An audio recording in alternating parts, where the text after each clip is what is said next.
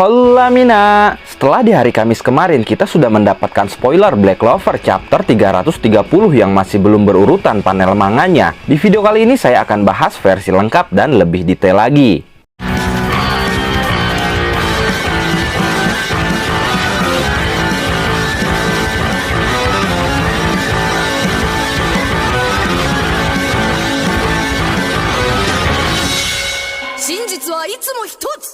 Tapi bagi kalian penikmat animenya, konten ini sudah pasti mengandung spoiler. Jadi kalian bisa skip saja video ini jika tidak ingin kena spoiler.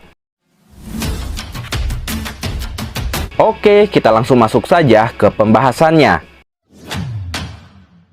Judul dari manga Black Clover chapter 330 adalah Declaration to Darkness, atau jika diartikan ke dalam bahasa Indonesia menjadi deklarasi untuk kegelapan. Judul ini mengandung arti sebuah deklarasi perang kepada ras iblis, di mana di sana menyatakan bahwa ras manusia tidak semudah itu dikalahkan oleh ras manapun termasuk ras iblis. Ini juga menyatakan bahwa ras manusia memiliki kekuatan untuk melindungi ras mereka dan mengalahkan ras lain yang mengganggu ras mereka. Chapter kali ini diawali dari kejadian setelah Asta menebas Lucifero. Asta yang saat itu bisa berdiri, bangkit lagi dan melancarkan serangannya karena dibantu Yami, Nahato, dan Yuno. Kini kembali tumbang dan terjatuh. Dia benar-benar kehabisan tenaga setelah berjibaku sekuat tenaga bertarung melawan Lucifero yang dikatakan sebagai Raja Iblis. Begitupun dengan Yami dan Nahato, mereka kembali tumbang. Saat itu Adramelech akhirnya bergerak. Dia turun menghampiri Asta. Dia berdiri di hadapan Asta yang tergeletak di tanah. Dia menatap Asta dengan tatapan yang sangat tajam dan penuh makna. Seolah-olah sekarang dia mengakui bahwa manusia memiliki kekuatan yang berpotensi mengalahkan iblis.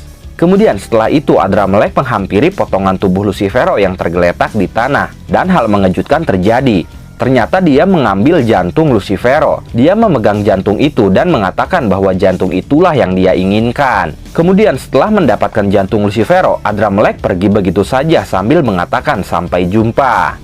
Perlahan tujuan dan rencana Adramelech ini akhirnya mulai terungkap. Dari sini pun bisa dikatakan bahwa musuh sebenarnya di Black Clover, terutama dari ras iblis, bukanlah Lucifero yang selalu mengatakan dirinya adalah Raja Iblis. Tapi pertanyaannya, siapa musuh sebenarnya? Dan apakah ada hubungannya dengan Adramelech yang mengambil jantung Lucifero?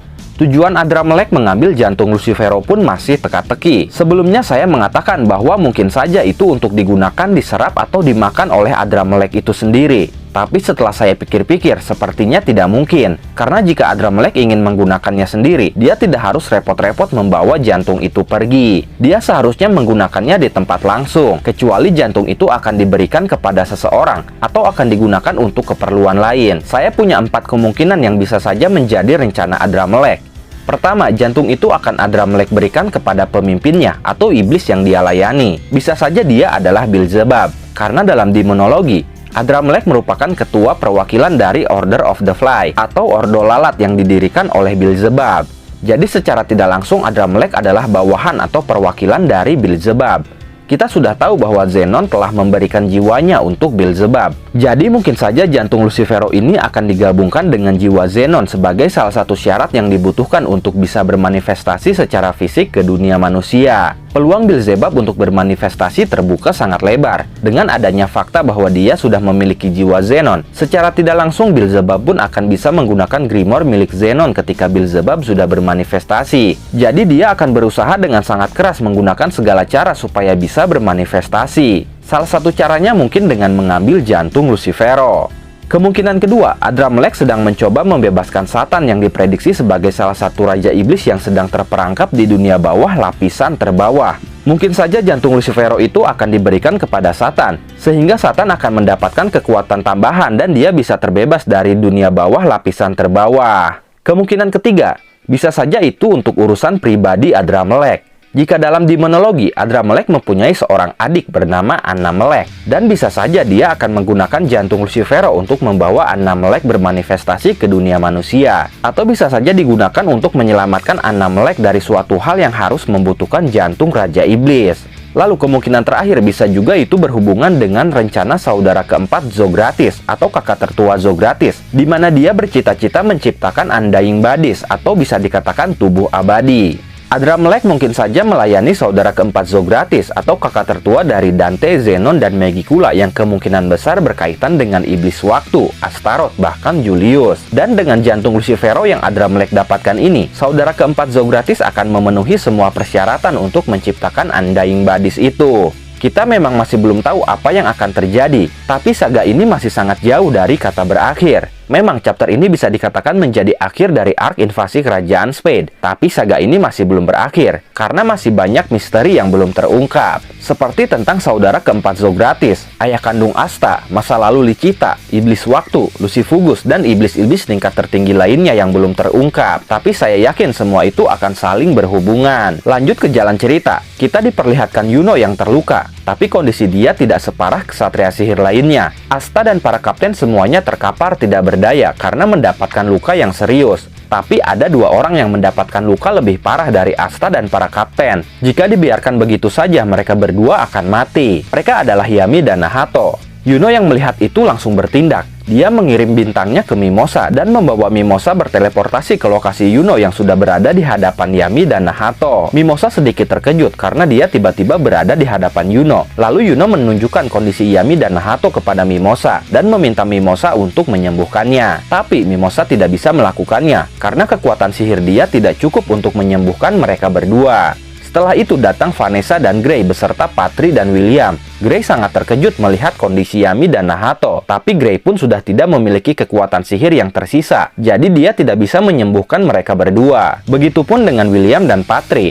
Patri mengatakan bahkan jika dia memiliki Grimoire-nya, luka seperti Yami dan Nahato akan sulit untuk disembuhkan. Kemudian setelah itu muncul Charlotte dengan wajah sedih dan khawatir melihat kondisi Yami yang kritis. Charlotte menghampiri Yami lalu berkata, "Aku datang sejauh ini untuk menyelamatkanmu. Tapi ada apa denganmu? Bangunlah, kemana perginya keangkuhanmu yang biasa itu? Jangan mati bodoh, aku mencintaimu." Kemudian Charlotte mengeluarkan air mata. Dia menangis dan berteriak di hadapan semua orang, "Aku mencintaimu Yami, jadi tolong jangan mati." Vanessa yang mendengar ucapan cinta dari Charlotte sedikit terkejut. Setelah merespon takdir bahaya dari rekan-rekannya, akhirnya Rogue bertindak. Kali ini dia menjulurkan benang merahnya lagi untuk menarik bantuan. Dan ternyata yang ditarik Rogue kali ini adalah para anggota Black Bull tersisa, di mana saat itu Charmy sudah menyiapkan setumpuk makanan pemulih mana. Makanan pemulih mana itu tanpa basa-basi langsung diberikan kepada Mimosa. Mereka memaksa Mimosa untuk segera memasukkan makanan itu ke mulutnya tanpa sendok dan garpu. Kemudian setelah makanannya habis, kekuatan sihir Mimosa pun telah kembali. Kini dia sudah mengenakan gaun tanamannya, lalu menggunakan Ultimate Magic Flower Princess Utopia untuk menyembuhkan Yami dan Nahato. Ini sihir yang sama yang digunakan Mimosa ketika menyelamatkan nyawa gajah, Ril, dan Charlotte setelah mereka melawan Megicula. Tidak lama kemudian, Yami dan Nahato mulai membuka matanya. Mereka benar-benar selamat. Ekspresi mereka sedikit terkejut karena berhasil lolos dari kematian. Gray bahkan bertanya, sudah berapa kali kaptennya itu hampir mati? Tapi Yami menjawab bahwa kali ini dia merasa benar-benar telah mati. Sementara Nahato merasa senang karena bisa terhindar pergi ke akhirat bersama orang bodoh seperti Yami. Kemudian setelah itu Yami memanggil Charlotte dan mengatakan bahwa dia masih hidup. Tidak lupa Yami pun berterima kasih kepada Charlotte. Lalu Yami bertanya apa yang Charlotte katakan sebelumnya. Ternyata di sini Yami tidak mendengar ucapan Charlotte, atau mungkin dia hanya samar-samar mendengarnya.